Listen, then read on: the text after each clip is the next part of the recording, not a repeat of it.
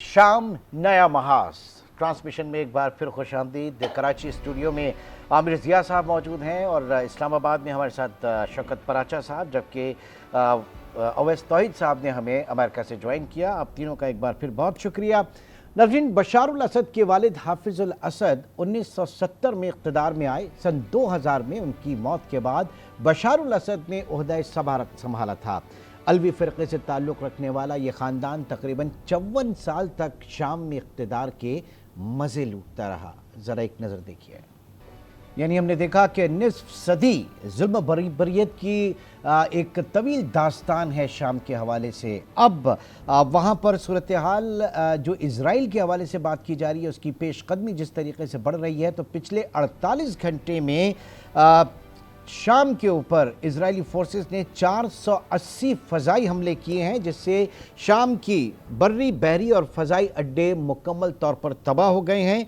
और ये भी अब रिपोर्ट हो रहा है कि बाइडन इंतज़ामिया ने तहरीरुल शाम से पहला बाज़ाब्ता राब्ता किया, जिसमें शाम में जामे हुकूमत की तश्कील देने पर जोर दिया। दूसरी जानिब ईरान के सुप्रीम लीडर आयतुल्लाह खामेनाई का कहना है कि बशारुल असद का तख्ता उलटना अमरीका और इजराइल का मंसूबा था और ईरान के पास उसके दस्तावेजी सबूत मौजूद हैं, यानी उसके सबूत मौजूद हैं। पूरा पैनल हमारे साथ मौजूद है। पराचा साहब, ये जिस शोरिश की बात की जा रही है और जिस तरीके से पेशकदमी बढ़ रही है, और उन 50 सालों को तो अलग करें जो एक रिलीफ माना जा रहा है इस वक्त शाम की आवाम के साथ, लेकिन जिस तरीके से इजराइल की पेशकदमी बढ़ रही है और वहाँ पर ताबड़तोड़ 480 हमले 48 घंटे में, ये सब क्या है? Thank you very much. मैं ब्रेक से पहले यही बात कर रहा था कि जो की गई, मैं ये नहीं कहूँगा कि जो डिस्ट्रक्शन हुई, मैं कहता हूँ जो डिस्ट्रक्शन की गई उसके कुछ ऑब्जेक्टिव्स तो हैं ना। उन ऑब्जेक्टिव्स में सबसे बड़ा ऑब्जेक्टिव यही है जो अभी आप बात कर रहे हैं, यानी इराक़ को तबाह किया गया, लीबिया को तबाह किया गया, लेबनान की जो सूरत हाल बना के रख दी गई, गज़ा की जिस तरह तबाही और बर्बरियत का जेनोसाइड की गई वहाँ पर, उसके यही मकासद थे कि इसराइल मजबूत हो और जो सराउंडिंग अनफॉर्चुनेटली जो मुस्लिम कंट्रीज़ हैं वो तबाह हो जाएं। और वही हुआ। नॉर्थ अफ्रीका से लेके अरब वर्ल्ड जितनी शक्ल हुई इस अरब स्प्रिंग में, उसका डायरेक्ट बेनिफिशरी तो इसराइल बना उस वक्त भी और आज भी इसराइली बेनिफिशरी है। क्या ये सिलसिला रुक जाएगा? अनफॉर्चुनेटली मुझे नहीं लगता। ये सिलसिला तो आगे बढ़ेगा कि जब तक इसराइल को कहीं से भी कोई ख़तरा है, उस ख़तरे का सामना करने के लिए या उस ख़तरे को ख़त्म करने के लिए वो अपनी पॉलिसीज़ और स्ट्रेटजीज़ चलाते रहेंगे। अब सवाल ये पैदा होता है कि क्या बाकी दुनिया खामोश रहेगी? मसलन इसी में जब हम ये कह रहे हैं बार बार, और अभी एम्बेसडर अली सरवर नकवी साहब भी कह रहे थे कि रशिया पीछे हट गया, क्या रशिया इतना वीक हो गया कि शाम की सरपरस्ती से पीछे हट गया? नहीं, रशिया अपना फंस गया वहाँ यूक्रेन में। क्या कोई कॉम्प्रोमाइज़ है कि यूक्रेन जो है वो उस पे रशिया को मान लिया जाएगा? जो बार बार जो इलेक्ट प्रेसिडेंट ट्रंप कह रहे हैं कि मैं ये वॉर ख़त्म करूँगा यूक्रेन वाली, कैसे ख़त्म करेंगे? बाइडन ने तो ऐसे भी वेपन दे दिए यूक्रेन को जिनकी वजह से सदर प्यूटन ने जो न्यूक्लियर थ्रेशोल्ड है उसका लेवल चेंज कर दिया। तो उसका डायरेक्ट इम्पैक्ट क्या होगा? क्या मुझे नहीं मालूम, लेकिन मैं आपको अपनी एक असेसमेंट दे रहा हूँ। क्या कोई ऐसी अंडरस्टैंडिंग हुई है कि आप सीरिया को छोड़ दें और आप यूक्रेन वाला पार्ट रख दें? सीरिया को छोड़ने का बेनिफिशरी कौन बन रहा है? इसराइल बन रहा है। और अभी इमाम अली खामेनी को आपने कोट किया, उन्होंने आज ही ट्वीट भी उनका आया कि ये सारा जो प्रोसेस है या सारा जो अमल है ये अमेरिका और इसराइल ने किया है। तो वहाँ कहाँ आ गई ISIS जिसको आगे कर दिया गया, और वो शाम पे इतने आगे बढ़ गए अबू मोहम्मद अल जलानी साहब के, वो अब शाम के एक लीडर भी बन गया और वेलकम भी उनको किया जा रहा है। तो what about those population who were supporting बशारुल Asad, या बशारुल असद जिस पॉपुलेशन या उसके फादर जो हाफिजुल असद थे मरूम, جس پاپولیشن کی سپورٹ پہ وہ کھڑے ہوئے تھے. یہ جو میں نے پہلے آپ سے بات کی نا, ہم ایک گلوبل ولیج میں رہتے ہیں جہاں کی ڈیولپمنٹس صرف شام میں ہونے والی ڈیولپمنٹ شام ہی کے فیکٹرز کی وجہ سے نہیں ہوئی, اس کے لوکل فیکٹر بھی ہیں, اس کے ریجنل فیکٹرز بھی ہیں, اور اس کے گلوبل فیکٹرز بھی ہیں. پراچا صاحب, اس کے اثرات بھی صرف شام ہی تک محدود نہیں ہوں گے, وہ بھی باقی دنیا تک پھیلیں گے. یہ بالکل میں یہی بات کر رہا ہوں کہ جو مقاصد تھے اس سارے ڈسمنٹلنگ پروسیس کے, مثلا عراق ڈسمنٹل ہوا اور اس کا فائدہ کس کو ہوا؟ انہیں کو ہوا جن کو آج شام کے ڈسمنٹل ہونے کا فائدہ ہو رہا ہے. چاہے لیبنان ہو, عراق ہو, یہ جو صرف ایک اسرائیل کو طاقتور کرنے کے لیے, اس کے ایک ناجائز حیثیت کو لیجٹمیٹ کرنے کے لیے, طاقت فراہم کرنے کے لیے پورے خطے کے اوپر جو ہے وہ ایک بمبارڈمنٹ کر دی گئی, پورے خطے کی اینٹ سے اینٹ بجا دی گئی. مڈل ایسٹ کے حوالے سے میں بات کر رہا ہوں. کوئی اسے روکنے والا نہیں ہے کیا؟ اگلے 10-15 سال میں پھر کس طرح کا دنیا ہوگا, کس طرح کا یہ ایک مڈل ایسٹ کا خطہ ہوگا؟ دیکھیں, میرے خیال میں پاکستان کے اندر یہ بہت رجحان ہے, اور ہمارے ریجن کے اندر ہی بہت رجحان ہے. یہ بہت سمپلیفائی کرتے ہیں اور کنسپریسی تھیریز پہ فوراً نتائج اخذ کرنا شروع کر دیتے ہیں. بات یہ ہے کہ جن ممالک کی عامر ضیاء بھی بات کر رہے تھے کہ اندر کون سی ڈیموکریسی تھی, جو عرب ممالک ہیں یا سیریا کے اندر ابھی آپ نے رپورٹ چلائی کہ جی 54 سال کا جو بات پارٹی کا یا اسد رجیم جو تھی, اس کے اندر ابھی دیکھیں نا 100 کے قریب ڈیٹینشن سینٹرز نکلے ہیں, اور لوگوں پہ کیمیکل ویپن یوز کیے ہیں. مائنورٹیز کا کوئی خیال نہیں کیا ہے. یہاں پہ زیادہ تر سنی اکثریت آبادی ہے, اور آپ جو علوی قبیلہ ہے یہ شیعہ فرقے سے تعلق ہے. آپ مجھے بتائیے کہ یہاں پہ دوسری پارٹی کوئی الاؤ نہیں تھی. لبنان کا مسئلہ دوسرا ہے. لبنان کا تو اس میں سیکٹیرین ایشوز بہت ہیں, ایتھنک فالٹ لائنز بہت ہیں. وہاں پہ تو فارمولا اگر آپ دیکھیں کہ جی اسپیکر کون سے فرقے کا ہوگا, کرسچن ہوگا, پرائم منسٹر جو ہے وہ شیعہ مسلم ہوگا, پریزیڈنٹ کون ہوگا, اسی طرح عراق کے اندر ہے. چلیں عراق کی بات چھوڑ دیتے ہیں. عراق کے اندر صدام کون سے ڈیموکریسی چلا رہے تھے, یہ لیبیا معمر قذافی کون سی چلا رہے تھے. میں کاؤنٹر آرگومنٹ دے رہا ہوں. یہ جو آپ گراؤنڈ پہ جو سچویشن ہے اس کو اسیس کرنے کی بجائے کہ جی مغربی طاقتیں ساری سازشیں کر رہی ہیں مسلم امہ کے, ایران کا نہیں تو جمہوریت تو بھی اویس توحید صاحب, جمہوریت تو پھر سنیں میری بات سنیں. ایران کا کوئی سا بھی اسٹیٹمنٹ مجھے نکال کے دکھا دیں جس میں یہ نہ ہو کہ اسرائیل اور امریکہ انوالو نہیں ہے.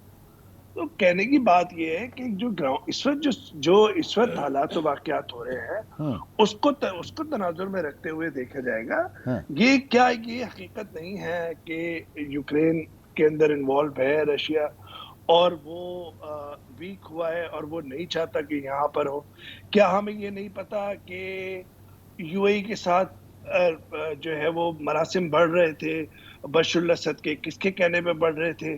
انہوں نے ترکی, دیکھیں آستانہ پروسیس ایک فیکٹ تھا نا, فیکچوئل سچویشن تھی نا, اس کے اندر یو این انوالو تھا. یو این سیکیورٹی کاؤنسل کی ریزولوشن ہے 2254 جس کے تحت گارنٹیئر بنے, اور اس کے اندر سیز فائر ہوا تھا. وہ کس کو فیور جا رہا تھا؟ بشار الاسد کو جا رہا تھا نا, یا وہ بھی کہیں اور مغربی طاقتوں کو جا رہا تھا. جب وہ سیز فائر, اس کے بعد ایک دفعہ بھی بشار الاسد نے اپوزیشن فورسز کے ساتھ مذاکرات پہ آمادہ نہیں ہوئے. اب یہاں پہ مجھے لگتا ہے, دیکھیں سلطان, بات یہ ہے کہ آگے مستقبل کیا. میں آپ کو ایک چھوٹی سی مثال دیتا ہوں. اتنے ملین ریفیوجیز ہیں جس کی بات بھی ہو رہی تھی, پراچا صاحب نے بھی کی, عامر ضیاء صاحب نے بھی کی. یہاں پہ میں 2-3 جو ایکیڈیمکس ہیں سینئر, ان سے میں بات کر رہا تھا. انہوں نے کہا دیکھیں بعد میں یہ ساری تھیریز لے کر آئے, پہلے تو ہمیں اس خواب سے جاگنے دیں اور اس خواب کو انجوائے کرنے دیں جو ہم نے برداشت کیا کہ پوری دنیا کے اندر ہم ہیں, اور وہ بھی انسرٹن ہے. ایک انسرٹنٹی تو ہے. ایچ ٹی ایس کیا وہ گورن کر سکے گی ایسے ملک کو جس کے اندر فالٹ لائن ہے, سیکٹیرین ایتھنک لائن, ڈروز کمیونٹی ہے, جہاں پر کرسچن کمیونٹی ہے, جہاں پہ مائنورٹی الوائٹ قبیلہ ہے, جو بشار الاسد کا جو قبیلہ ہے, کیا اس کے ساتھ وہ مساوات رکھ سکیں گے؟ کیا ٹھیک ایس ٹی ایس جو ایک ٹیررسٹ آرگنائزیشن پراچا صاحب کی طرف میں ویری کوئکلی آنا چاہوں گا کیونکہ اس کے بعد انہیں ایک کمٹمنٹ بھی تھی ان کی. پراچا صاحب لاسٹ ایک سوال میں آپ سے یہ ضرور کرنا چاہوں گا. گلوبل پیس کی ہم بات کرتے ہیں اور پھر یہ بھی ذہن میں رکھنا چاہیے کہ گلوبل پیس کے ہی پیرائے میں جو آرم اینڈ ایمونیشن جو انڈسٹری ہے پوری گلوبل, اس میں بہت بڑا چنک امریکہ کا ہے. تو یہ مجھے بتائیے گلوبل پیس اور اس کے بعد چونکہ ہم دنیا میں دیکھتے پھرتے ہیں کہ اب کے ویپن آف میس ڈسٹرکشن کو تباہ کر کے اور دنیا میں امن قائم کیا جائے گا, کیا لگتا ہے آپ کو یہ کمبینیشن کے مطلب ایک طرف ایک بہت بڑا اسٹیک جو ہے آپ کا وہ اس حوالے سے آرم اینڈ ایمونیشن کے حوالے سے اور دوسری طرف آپ جنگ بندی کی بھی بات کریں؟ میں آپ کے سوال کا جواب دیتا ہوں لیکن میں کچھ رسپونڈ کرنا چاہ رہا ہوں اویس توحید صاحب کی بات کو کہ سمپلیفائی کرنے کی بات نہیں ہے. شاید وہ لیٹ انہوں نے جوائن کیا, ہم یہ پہلے باتیں کر چکے کہ یہ 50 سال لوگوں کے مسلط رہتے ہیں یہ لوگ, چاہے وہ معمر قذافی تھے یا صدام حسین تھے یا حافظ الاسد تھے یا پھر بشار الاسد تھے. لیکن جو آج ہوا یا جو 2011 میں شروع ہوا وہ پہلے کیوں نہیں ہوا؟ کیا پھر وہ سپورٹ تھی؟ اور میں نے تو آپ کو ایگزامپل دی کہ 2010-11 میں وہ فلیٹ ان کا بھی آ گیا, ایک سپر پاور کا دوسری سپر پاور کا بھی آ گیا.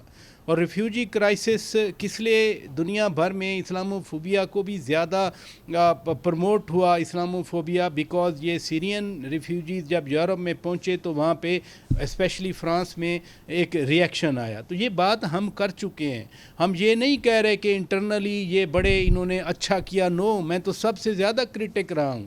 جب صدام حسین کے یہاں پوسٹر لہرا جا رہے تھے تو میں اس وقت بھی کوسچن کیا کرتا تھا کہ کون سی ڈیموکریسی ہے جو 60 سال ان کو بٹھاتی ہے, یا کون سی ان کی اپیل ہے. ابھی میں نے بات کی کہ 20% تو وہ سپورٹ تھی بشار الاسد کی, 80% کو وہ مار رہے تھے اور انہوں نے وہ دبا کے رکھا ہوا تھا. ہاریفائنگ ویژولز ہیں جو وہاں کی جیلوں سے بچوں خواتین کے اور ایلڈرلی لوگوں کو جب رہا کیا گیا ان کی ہیں. لیکن جو لائے گئے ہیں جن کو ابھی ویلکم بھی کیا جا رہا ہے ان اے وے, وہ کون سے ڈیموکریٹس ہیں؟ کیا انہوں نے کس طرح کی قتل و غارت کی ہے؟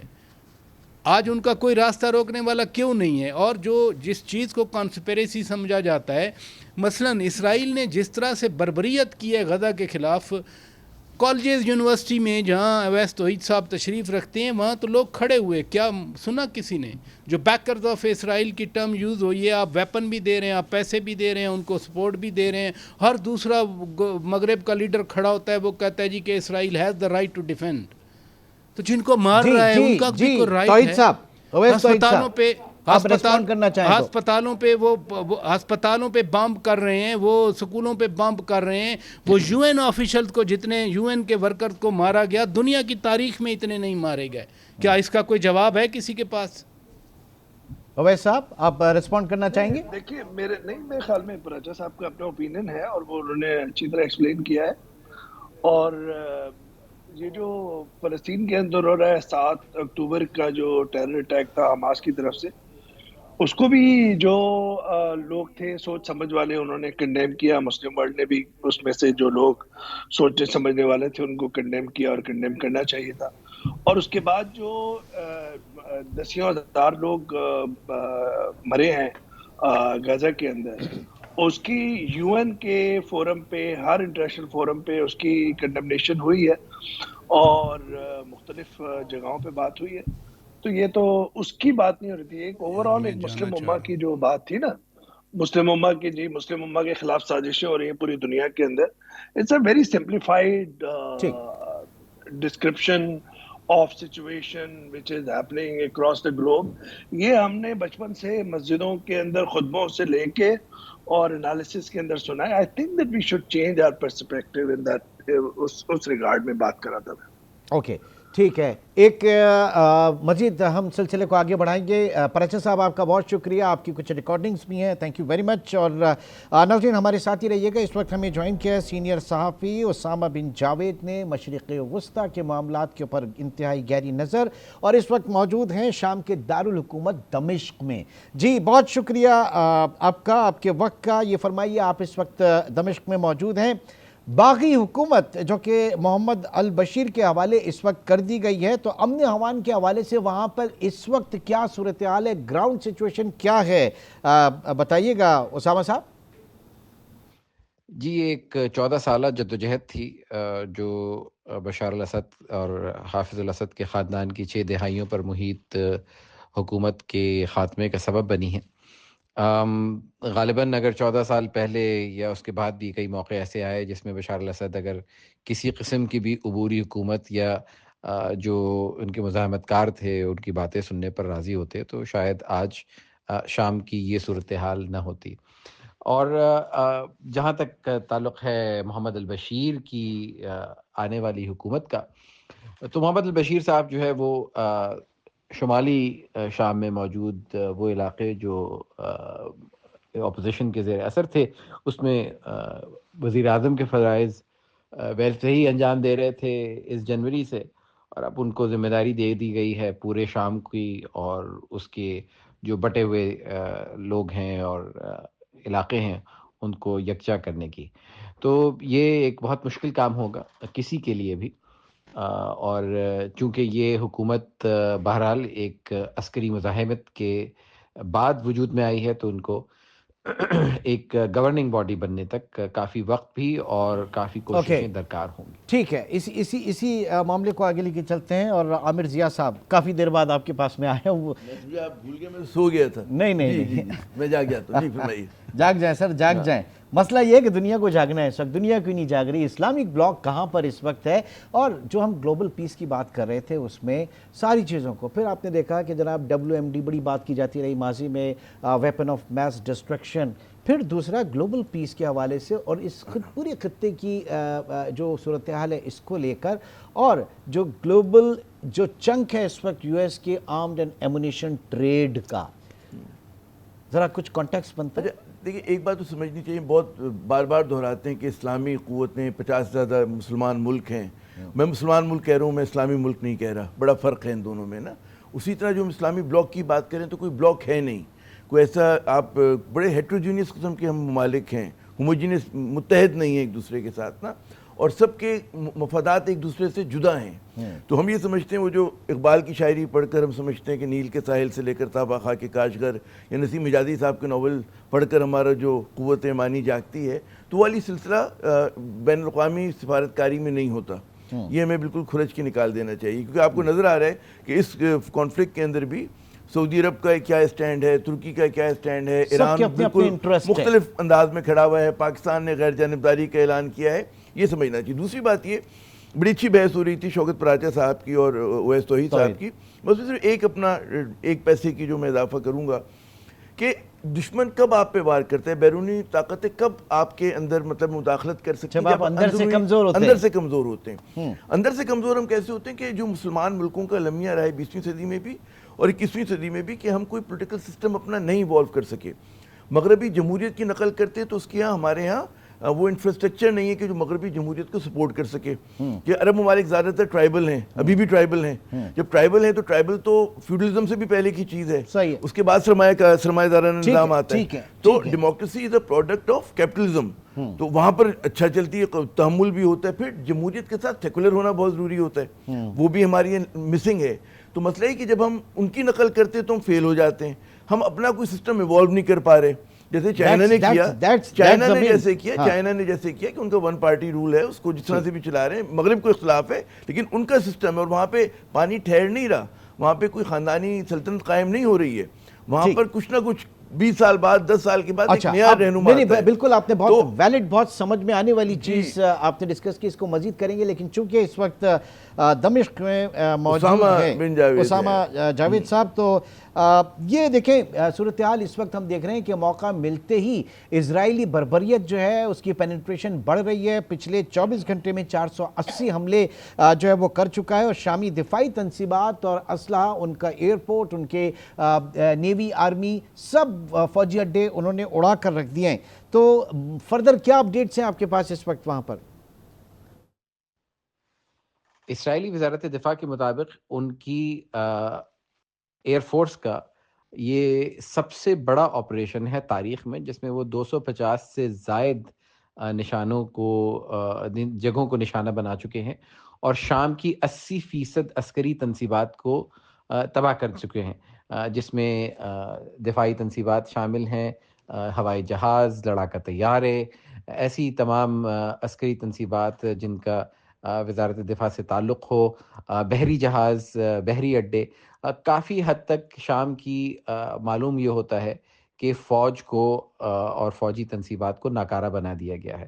تو اس کے علاوہ اسرائیل نے شام کے مزید حصے پر گولان ہائٹس کے علاوہ بھی قبضہ کر لیا ہے، اور اسرائیل کا کہنا یہی ہے کہ وہ اپنے دفاع کے لیے یہ کر رہا ہے، جو کہ اس کی عموماً کہنا ہوتا ہے، لیکن بہرحال آپ کو نظر یہی آتا ہے کہ اسرائیل نے مزید علاقے پر قبضہ کرنے کی نہ صرف کوشش کی ہے بلکہ کافی حد تک اس میں کامیابی ہو چکا ہے۔ تو اس خطے میں شام کی صورتحال کے بڑے دور رس نتائج مرتب ہوتے ہیں۔ یہاں پہ صرف اسرائیل اور امریکہ کا اثر نہیں، یہاں پہ روس، ایران، عراق، اردن اور خلیجی ممالک کا بھی خاصا اثر رہا ہے، اور اس میں اس تمام صورتحال سے ترکی کو نظر انداز نہیں کیا جا سکتا۔ تو یقیناً شام نہ صرف اپنے لوگوں کے باشندوں کے لیے بہت اہم ہے، اور اس صورتحال یہ تیزی سے تبدیل ہوتی ہوئی صورتحال کا نہ صرف ان کے لوگوں پر اثر ہوگا بلکہ اس خطے پر بھی دور رس اثرات مرتب ہوں گے۔ معلوم یہ ہوتا ہے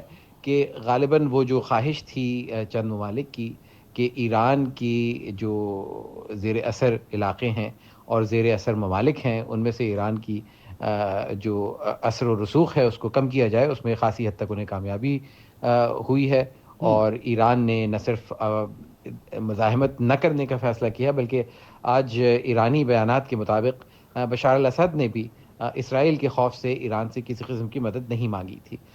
تو یہ بات یقیناً اس خطے کے تمام لوگوں کے لیے تشویشناک ہے کہ آگے یہ شام کا معاملہ کہاں تک پہنچتا ہے، کس نہج پر جاتا ہے، اور آیا کہ جو حکومت یہ کہہ رہی ہے کہ وہ تمام شامیوں کی بشمول یہاں کے سنی، شیعہ، دروز، عیسائی، اسماعیلی اور اس قسم کی بہت ساری جو مختلف قومیں یہاں بستی ہیں ان سب کے لیے یکساں ہوگا، اس کا فیصلہ جب ہی کیا جا سکتا ہے جب اس حکومت کو کچھ وقت دیا جائے، اور غالباً اس کو مہینے نہیں سالوں درکار ہوں گے، کیونکہ بالآخر ایک ایسی حکومت جو اس علاقے پہ، اس ملک پہ گزشتہ 6 دہائیوں سے بہت شکریہ، بہت شکریہ اسامہ بن جاوید ہمارے ساتھ موجود تھے دمشق سے۔ ایک مجھے اگر آپ اجازت دیں، یہ جو اسرائیل کی بات ہو رہی ہے نا، کہ ظاہر ہے سب کو پتہ ہے کہ جی اسرائیل کو فائدہ ہوا، اور وہ اگر فائدہ نہ اٹھائے تو ان کی لیڈرشپ کا پھر مسئلہ ہے کہ جب آپ لڑائی میں ہوتے ہیں۔ اب دیکھیں اسرائیل کا کیا ایشو ہے، اسرائیل کو ایک اپورچونٹی ملی ہے ڈیگریڈ کرنے کی اپنے دشمن کا، جو ان کا پرسیو دشمن ہے اس کے، اور اس نے فائدہ اٹھایا اس انارکی کا۔ ہمارے یہاں معصوم ہم لوگ جب پہلا حملہ ہوا، آپ یاد کریں 7 اکتوبر پچھلے برس جب ہوا تھا، اور وہ کہتے ہیں فرسٹ بلڈ، کہتے ہیں نا فرسٹ بلڈ جسے نکالا، بہت خوش ہو رہے تھے مسلم ممالک۔ آپ نے ڈے 2 آف دا کانفلکٹ نہیں سوچا، آپ نے یہ نہیں سوچا غزہ جس کارروائی جب حماس نے کی کہ بھئی اس کے بعد کیا ہوگا، ہمارے پاس سپلائی لائن کہاں سے آئے گی، کیا ہمارے پاس افغانستان جیسا ٹیریٹری ہے کہ ہم چھاپہ مار لڑائی لڑ سکیں۔ تو اسرائیل نے اس اپورچونٹی کا پورا فائدہ اٹھایا، اور ایک ان کو اندازہ تھا کہ جی مسلم ممالک مدد کو نہیں آئیں گے، اور ویسے ہی ہوا۔ تو جو وہ اینٹیسپیٹ کر رہا تھا اس کے حساب سے گیم چلتا چلا گیا۔ بات یہ ہوتی ہے کہ آپ جو ہیں جب بھی کسی لڑائی میں جاتے ہیں تو آپ اینٹیسپیٹ کرتے ہو کہ دشمن کیا کر سکتا ہے، اور ہم کو کس حد تک حدت کو بڑھانا اور کس حد تک جو ہے اپنے آپ کو کنٹرول کر کے رکھنا ہے۔ جنگ سے بچنا بھی بعض اوقات اسٹریٹجی ہوتی ہے۔ ویری کوئکلی یہ سوال ذرا اویس توحید صاحب کی طرف لے کے چلوں گا۔ اویس توحید صاحب، کیا واقعی کچھ نہیں بچا تھا پیلسٹائن کے لوگوں کے پاس، غزہ کے لوگوں کے پاس بچانے کو؟ جو ابراہیم ایکارڈ تھا وہ اتنا آگے چلا گیا تھا کہ اتنی بڑی قربانی انہوں نے دی۔ کیا کہیں گے؟ لاسٹ مومنٹ ہے بالکل پروگرام کا۔ استاد میرے خیال میں اس کو ڈسکس کرنے پہ واپس ادھر ہی ہم آتے ہیں، اس کو ہم کنکلوڈ کرنے کی طرف آپ جا رہے ہیں۔ ایک تو یہ کہ جو اسامہ رپورٹ کر رہے تھے بالکل صحیح بات ہے کہ probably it's going to take years کہ وہاں پہ نارمل سی واپس آئے سیریا کے اندر۔ دوسری بات یہ کہ جو ہمارے مسلم ورلڈ کے اندر جو ایک پرسپشن ہوتا ہے، تو ہمیں اپنے اندر دیکھنا چاہیے کہ بھائی اتنے اختلافات ہیں، گلف کنٹریز کے اپنا نیریٹو ہے، عرب ورلڈ کا الگ ڈفرینٹ ہے، مڈل ایسٹرن کنٹریز کا ایک دوسرے سے نہیں ملتا، عراق کا الگ ہے، ایران کا الگ نیریٹو ہے. یہ جو یہاں پر جو شورشیں ہو رہی ہیں، چاہے وہ عراق ہو، چاہے سیریا ہو، چاہے لیبیا ہو، ہوگی ویسٹرن ورلڈ کی وہاں پہ انویژن وغیرہ، لیکن وہ آپس میں لڑ رہے ہیں.